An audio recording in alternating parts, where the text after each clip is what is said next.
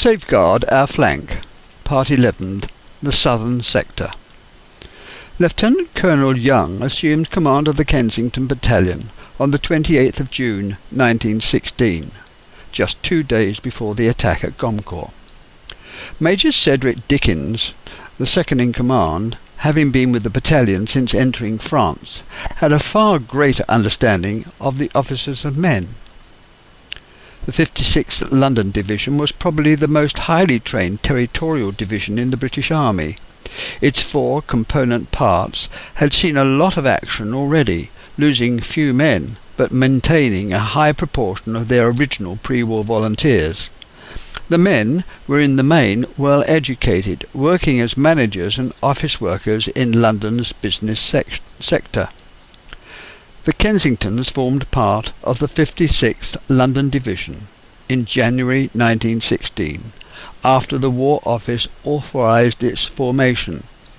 By the end of the following month, the 56th Division's composition was complete, being joined by the 1st Battalion Cheshire Regiment as their pioneers and the 1st Field Ambulance Section ready for the Battle of Somme. Major General Hull based his plans for the attack on Gommecourt on orders given to him by General Snow, and Snow conformed to decisions made by Lieutenant General Rawlinson, who was in overall command. Snow's brief was to create a diversion at the salient to draw German attention away from the main battle area. He was also told that there were no reserves and no troops set aside to take advantage of any gains made. General Snow, conceding that the German defences were strong, decided to plan an encircling movement to attack from the flanks. Concerned about the distance between the 2 front lines, a plan was put into effect to dig 2 new trenches in no man's land before both battalions' sectors. On the 56th Division's front, the task was given to Brigadier General Locke. When the trench had been completed, his orders were to keep it occupied with the 167th Brigade, which was made up of 2 battalions of Royal Fusiliers and 2 of the Middlesex, until the attacking troops took over prior to the battle.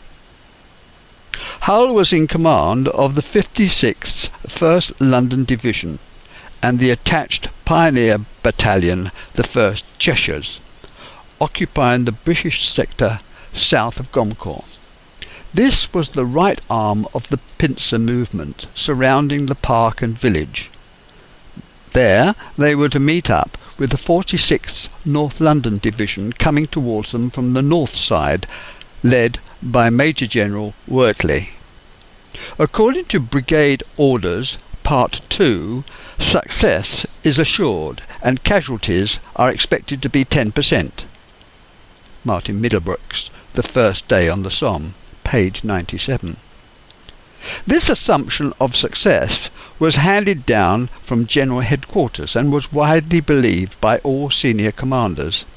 It was a confidence in which was misplaced, but dominated every facet of the battle's planning. The reader will become aware that the orders of battle, the tasks set out for the 56th and the 46th Division, were almost identical.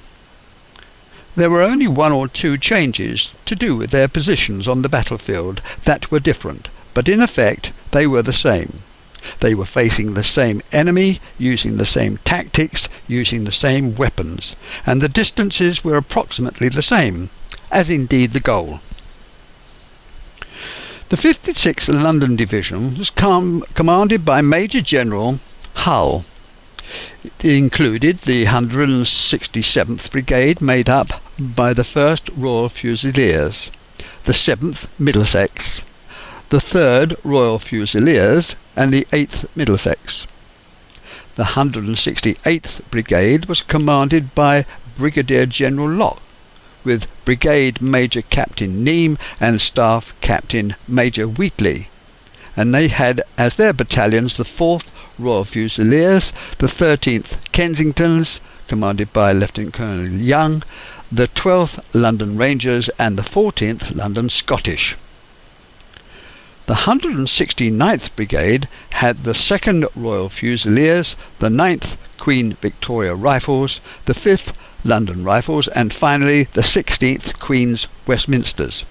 And as their field engineers they had the 5th Cheshire Pioneers, commanded by Lieutenant Colonel Groves.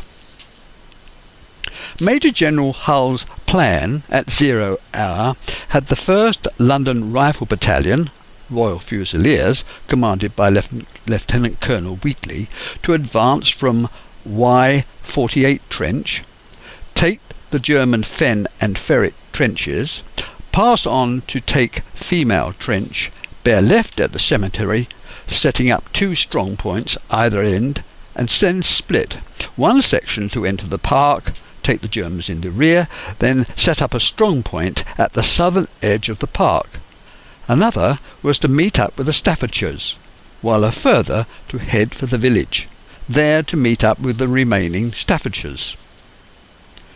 The 1st Queen Victoria Rifles, commanded by Colonel Dickens, to advance from Y49 Trench, take the German Fen and Fever trenches, pass on to take Feed and Flint, continue over to secure the German rear trench and set up a strong point at the junction with the communication trench Epp.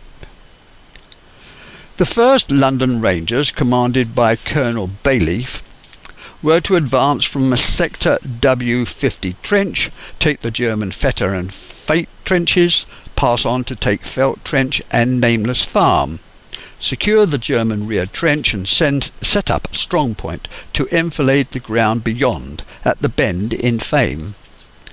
And the 1st London Scottish, commanded by Lieutenant Colonel Green, were to advance from W51 Trench, take the complicated German trench system to its front, pass on through to take the German Fact and Fable Trench, setting up a strong point to secure the right flank by developing the maze of German trenches before them.